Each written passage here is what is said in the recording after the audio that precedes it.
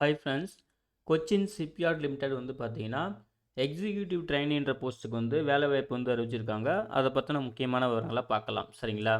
ஸ்டார்டிங்லேயே வந்து பார்த்தீங்கன்னா, என்னென்ன டிசிப்ளின் வந்து தேவைப்படுது, அதுக்கான கல்வித் தகுதி என்ன அப்படின்னு சொல்லியிருக்காங்க. ஃபஸ்ட்டு நம்ம வேகன்சி டீட்டெயில்ஸ் வந்து பார்த்துருவோம். சரிங்களா?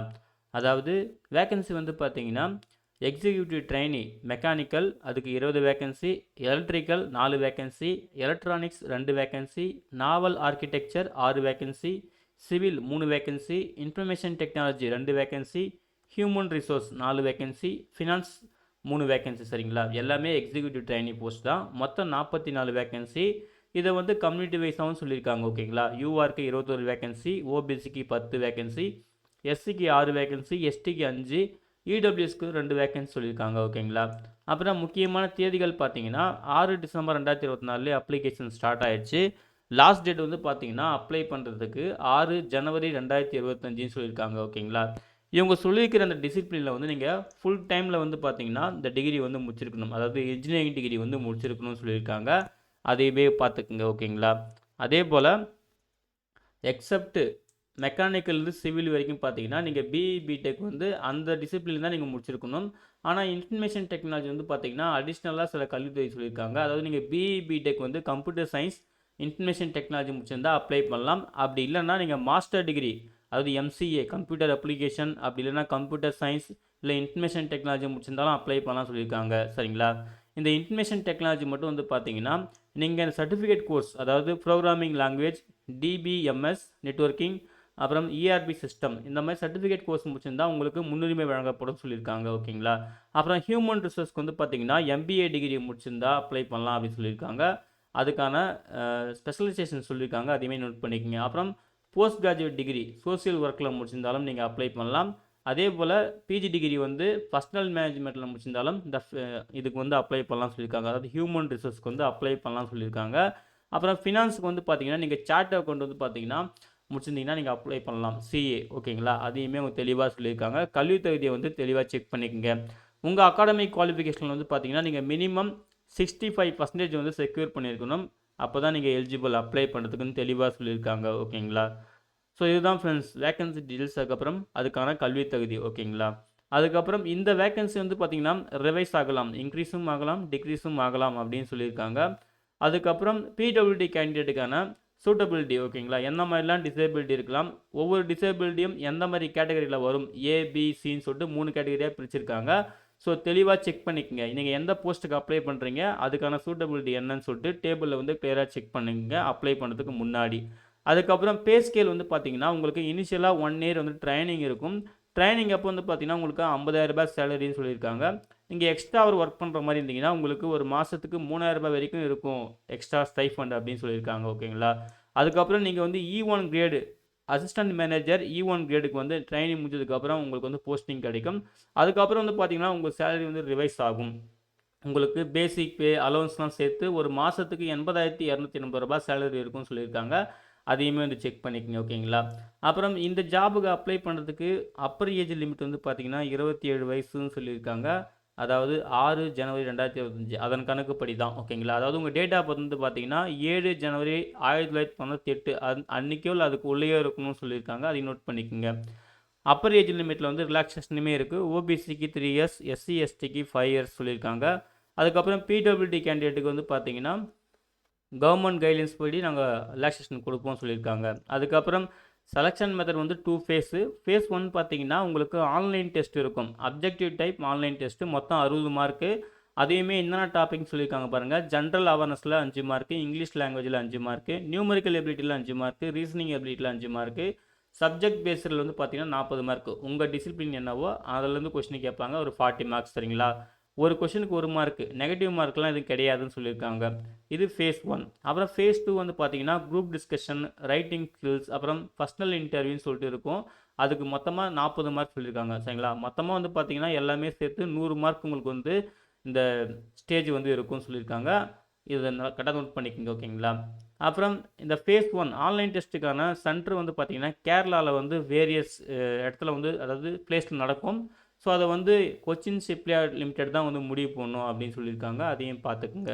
அது நம்பர் ஆஃப் அப்ளிகேஷன் வந்து வரதை பொறுத்துன்னு சொல்லியிருக்காங்க. அப்புறம் ஃபேஸ் 1 அப்ஜெக்டிவ் டைப் டெஸ்ட்டில் வந்து நீங்கள் எடுக்க வேண்டிய மினிமம் பாஸ் மார்க் அப்படின்னு சொல்லிட்டு பர்சன்டேஜ் சொல்லியிருக்காங்க. Minimum pass percentage.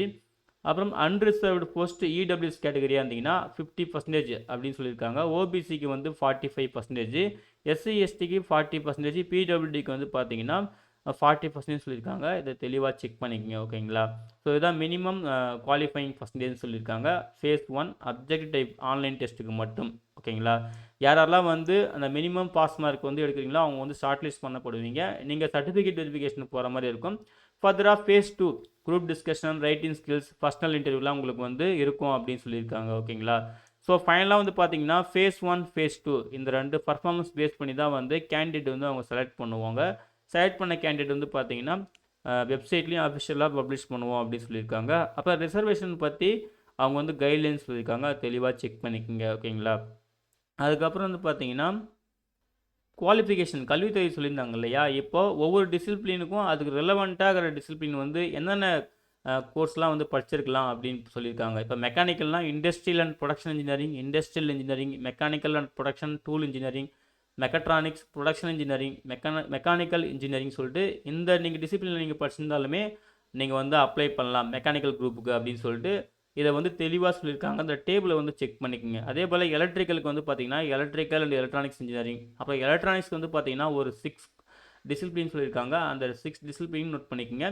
அப்புறம் நாவல் ஆர்கிடெக்சருக்கு வந்து பார்த்தீங்கன்னா ஒரு 5 டிசிப்ளின் இருக்குது. அந்த 5 டிசிப்ளின் நோட் பண்ணிக்கோங்க. சரிங்களா? ஸோ இந்த டிசிப்ளின் நீங்கள் படிச்சிருந்தாலுமே நீங்கள் அந்த குரூப்புக்கு அந்த போஸ்ட்டுக்கு அப்ளை பண்ணலாம் அப்படின்னு தெளிவாக சொல்லியிருக்காங்க. நோட் பண்ணிவிட்டு நீங்கள் எலிஜிபிளாக இருந்தால் அப்ளை பண்ணுங்கள். ஓகேங்களா?